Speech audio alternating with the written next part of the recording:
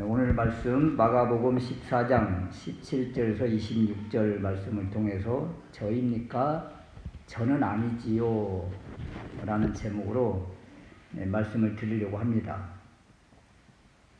저는 아직 안 가봤는데 이탈리아 밀라노에 가면 산타마리아 델레 그라치에 성당이 있는데 그 성당 식당에 레오나르도 다빈치가 그린 최후의 만찬 벽화가 있답니다. 우리 이제 그림을 통해서 많이 이제 본 건데요.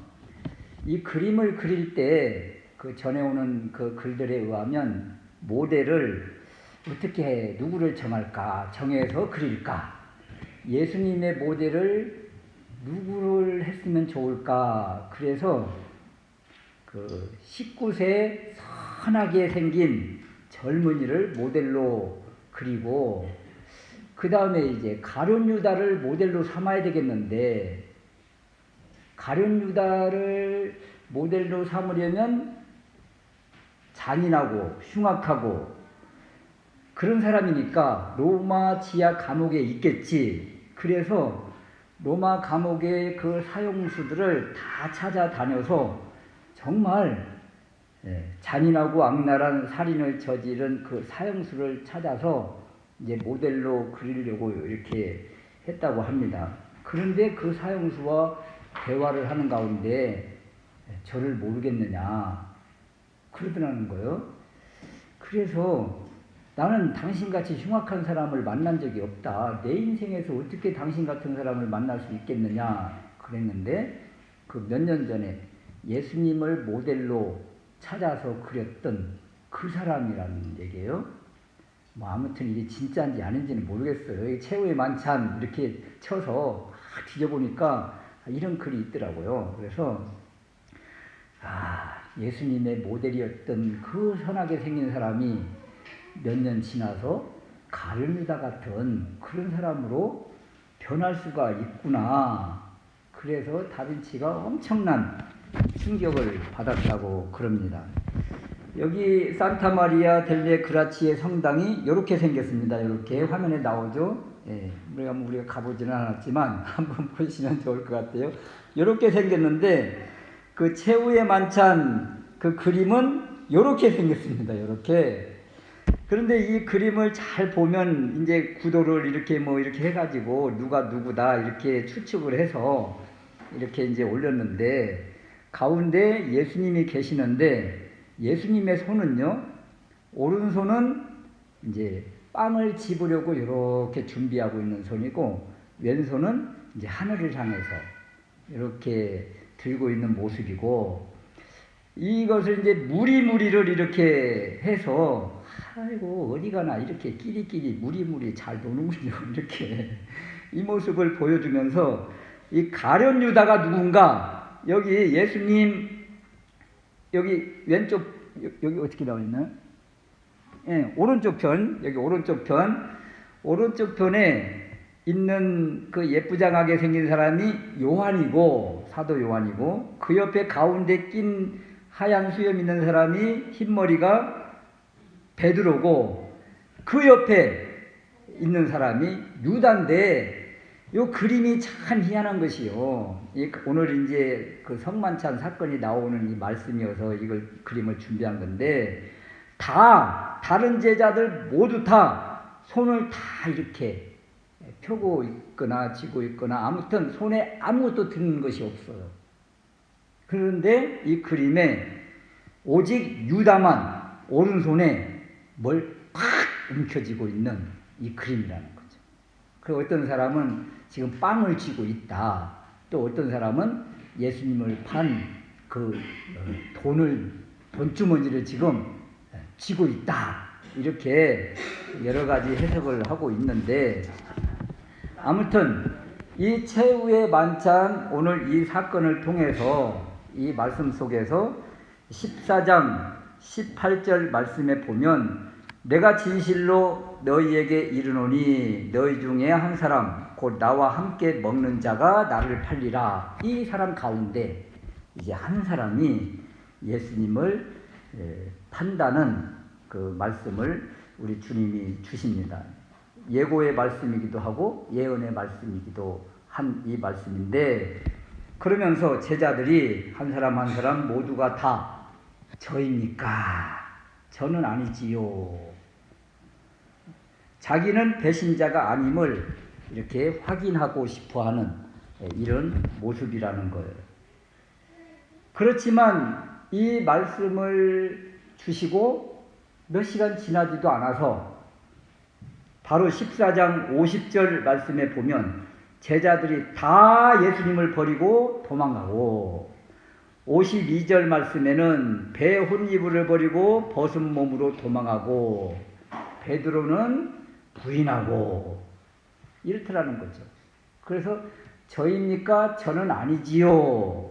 이렇게 어찌 보면 장담 비슷한 그런 고백을 했던 이들이 결국은 다 도망가고 팔고 배신하고 뿔뿔이 다 흩어지는 이런 모습을 바라보면서 누가 자신의 신앙을 이렇게 자신하고 장담할 수가 있겠는가? 어떻게 하면 믿음을 조금이라도 더 굳게 한번 붙잡아 볼까? 오늘 말씀을 통해서 깨닫는 은혜가 있으시기를 주님의 이름으로 축원합니다. 첫 번째 우리가 생각할 수 있는 것은 이 최후의 만찬, 이 장소를 제공한 무명의 가정이 있는데, 이 가정을 통해서 주님 것을 주님께 드리는, 주님 것이라고 고백하는 이 청지기 의식이 우리들 가운데 있어야 되겠다. 이것이 없으니까 이렇게 많이 물질을 가지고 우리의 신앙과 믿음이 요동하는 거예요. 6월절 예루살렘에는 엄청난 인파가 몰려온다고 그럽니다. 지금 6월절 지금 절기예요. 이 지금 예수님의 이 사건이 있는 시기가, 예수님이 태어나실 때 그때 호적 때문에 고향에 가셨을 때 요셉과 임신한 마리아를 반기고 이렇게 품어주는, 방을 빌려주는 사람이 아무도 없어서 마구간에서 태어나셨던 그 오랜 전 그 시기가 있었는데, 이제 예수님께서 십자가에서 죽으시기 전 최후의 만찬을 할 이 장소, 이 장소도 쉽게 구할 수 있는 상황이 아니라는 거예요. 엄청나게 예루살렘의 인파가 6월절에 모이는데, 그 요세푸스 기록에 의하면 예수님 시대가 보통 30년에서 33년 주 AD 이렇게 보는데, 주 66년 정도의 기록이 있어요. 요세푸스 기록에 6월절에 25만 6,500마리의 양이 성전에서 도살되었다. 제사를 지내기 위해서 제물로 드린 이 양을 잡았는데 25만 6천 마리를 잡았다. 그래서 한 사람당 뭐 몇 마리, 한 마리당 몇 사람 이렇게 이제 추정을 해서 6월절에 대략 예루살렘에 이때 약 270만 명이 다녀갔다.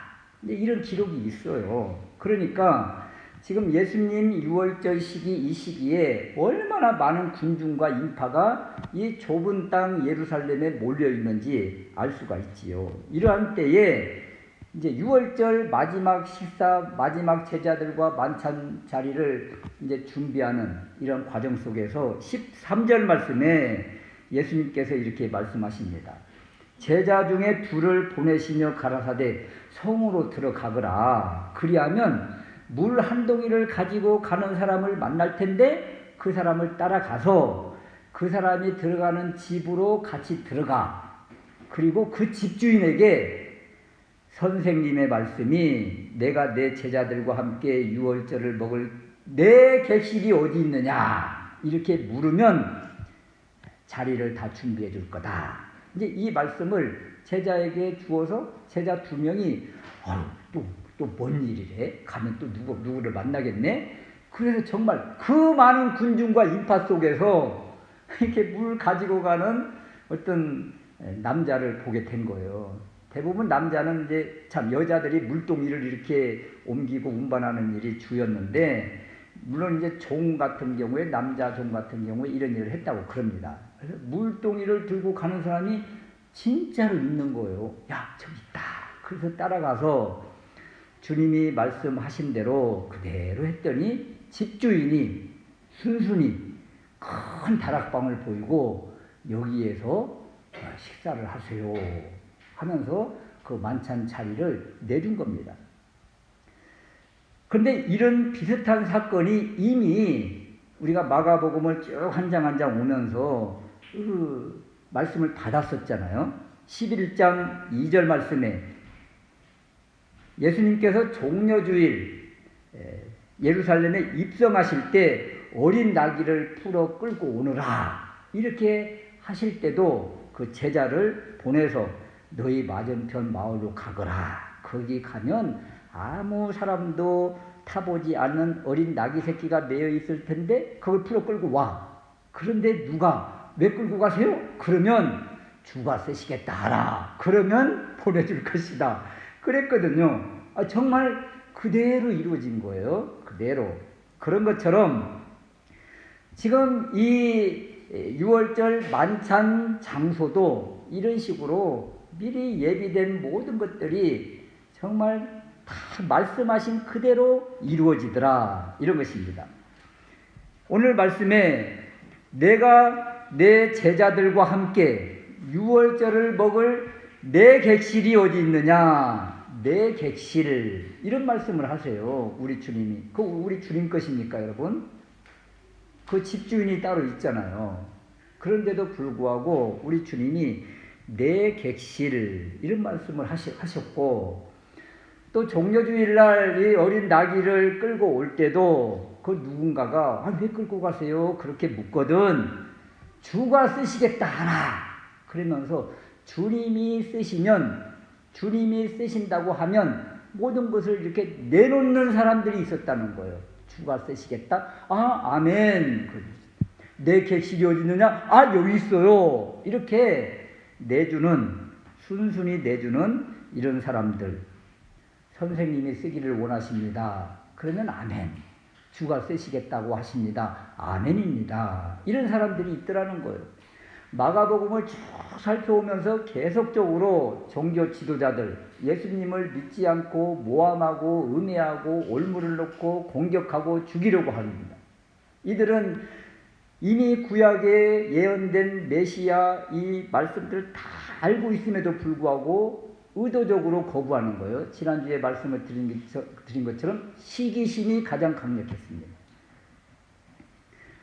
그러면 늘 같이 따라다닌 제자들은 그럼 예수님을 온전히 믿음으로 고백하던가? 아니요. 이들 역시 캄캄한 소경들처럼 듣지 못하는 사람들처럼 아예 주님이 말씀하신 복음, 내가 고난을 받고 죽고 장사되었다가 사흘 만에 살아나리라. 복음 중에 복음인 복음이 선포될 때 이때는 길을 다 막아버립니다. 이들이 제자들이. 그러니까 아무도 깨닫지를 못하는 거예요. 그런데 중간중간에 소경 거지 바디메오가 눈이 확 열리면서 영적인 눈이 뜨여서 주님이 가시는 그 길, 고난의 길, 십자가의 길을 아멘하면서 따라 나섭니다. 또 생활비 전부를 드린 가난한 과부, 이 역시 아낌없이 주님께 자신의 모든 걸 다 던집니다. 수요일날 말씀을 드린 300데나리온이나 나가는 값진 향유를 예수님의 장사를 미리 준비하는 마음으로 옥합을 깨뜨린 이 여인, 정말 영적인 눈이 열린 거예요. 오늘 말씀 속에 이 집주인도 아낌없이 자신의 것을 주님께 내어드립니다.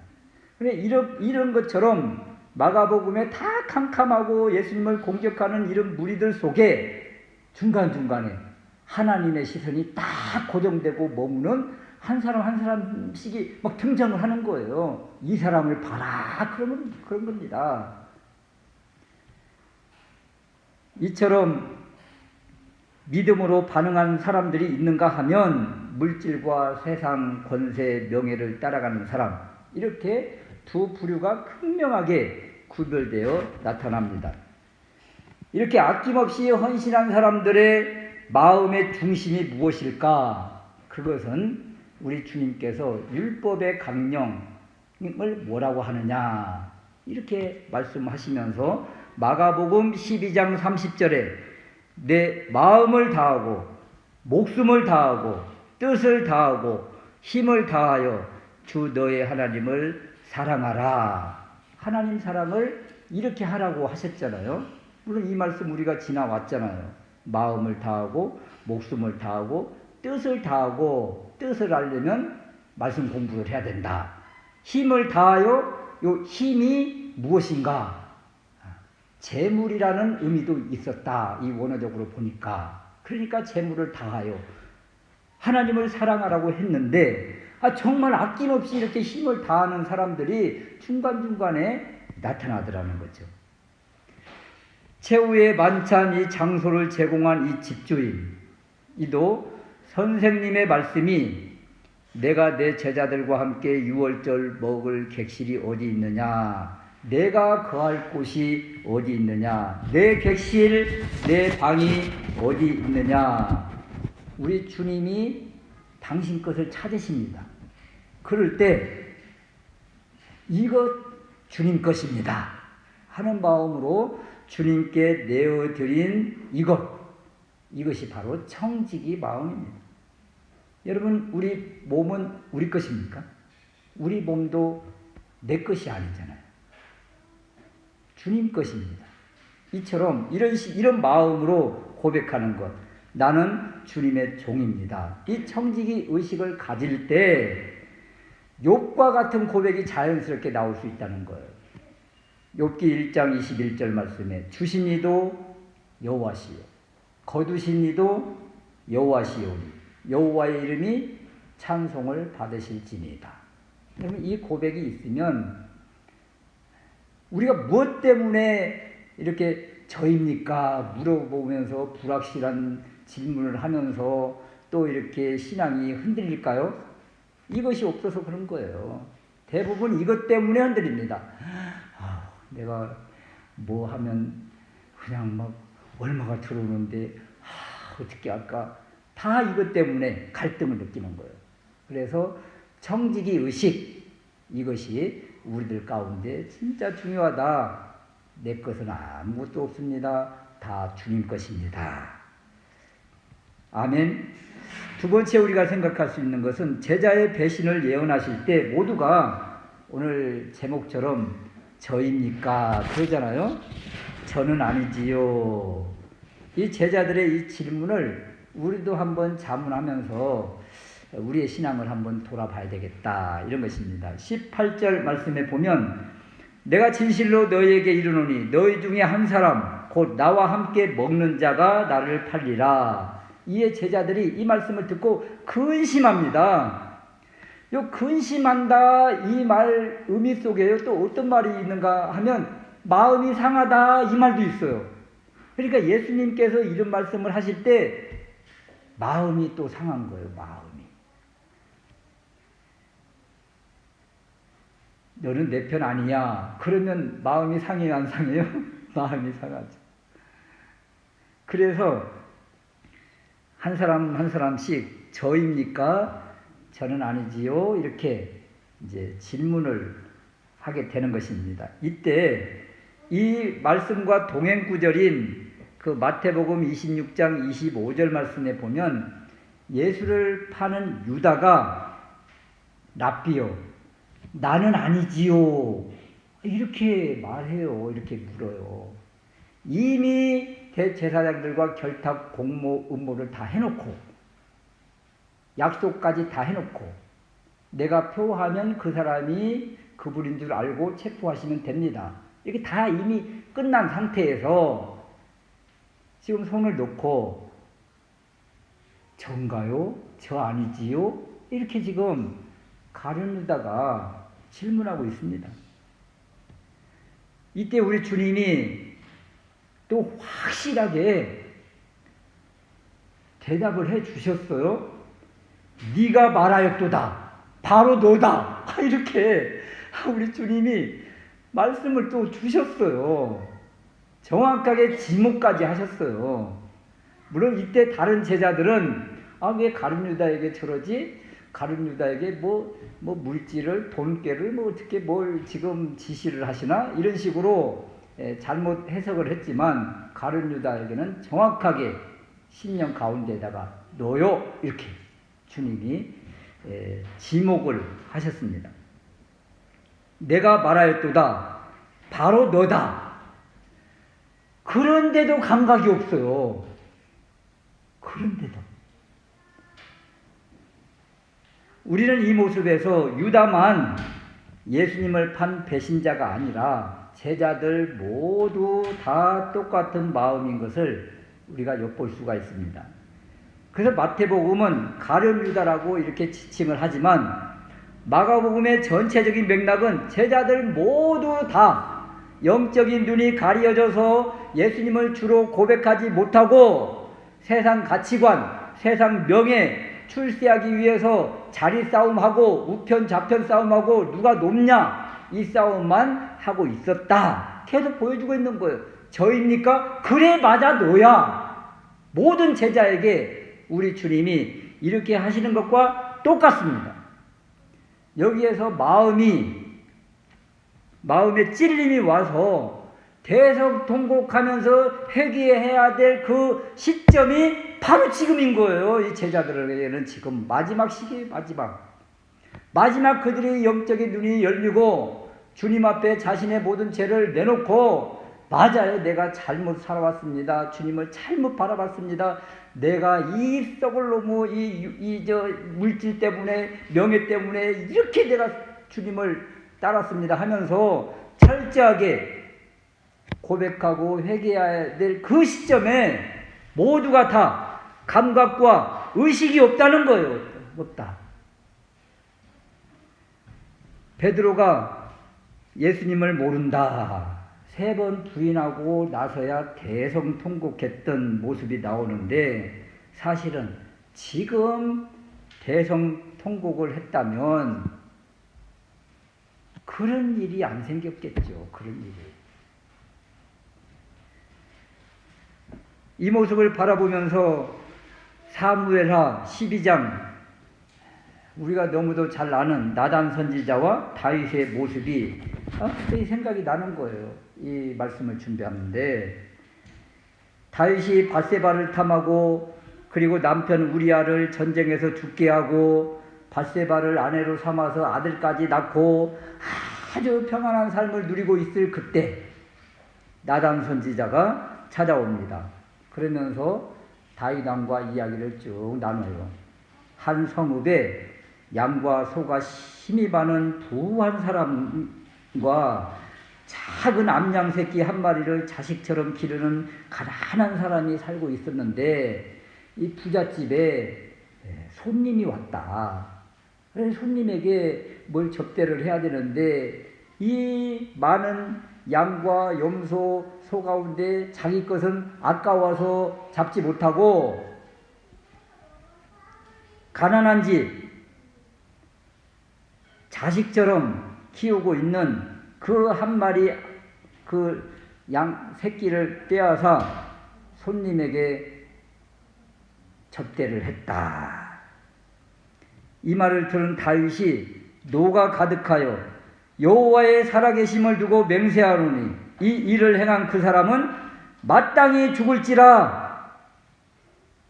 다윗 왕이 자신의 그 정의로운 그 선포를 하잖아요.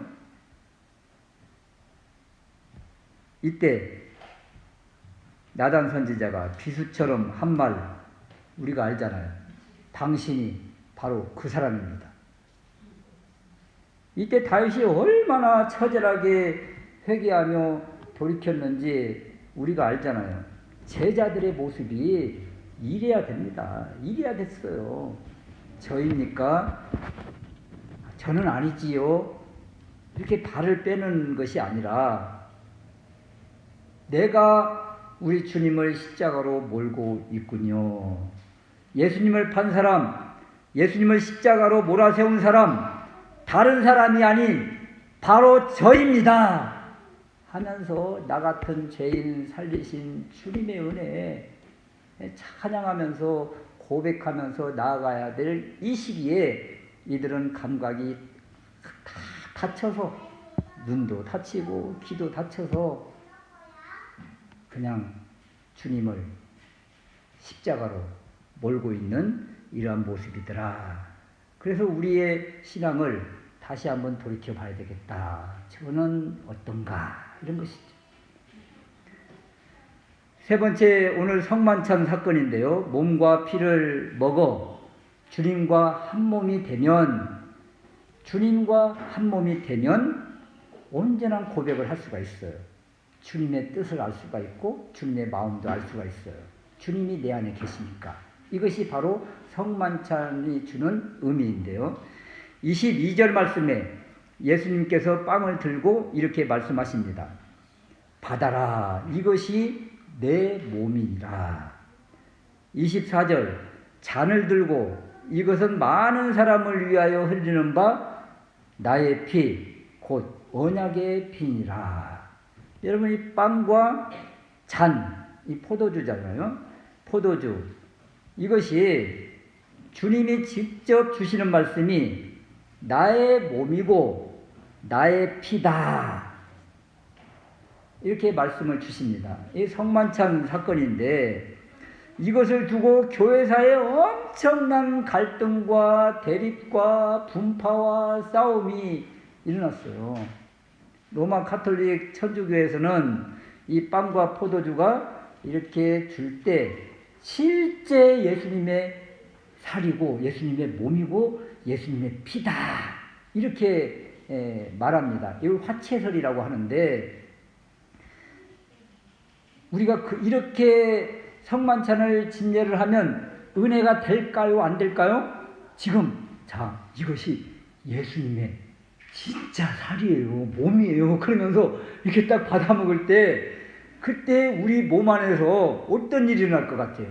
이게 예수님의 진짜 피로 변한 것입니다 하면서 지금 기도하고 이렇게 진행하며 여러분이 받을 때 진짜 피로 바뀝니다. 이렇게 할 때 그 예수님의 피를 우리가 진짜 마실 때 이 안에 심장 안에 들어오면서 쾅 하면서 온몸에 예수님의 피로 다 이렇게 변한다는 생각을 하면 화채설이 사실은 엄청나게 은혜가 돼요. 은혜는 돼요. 은혜는.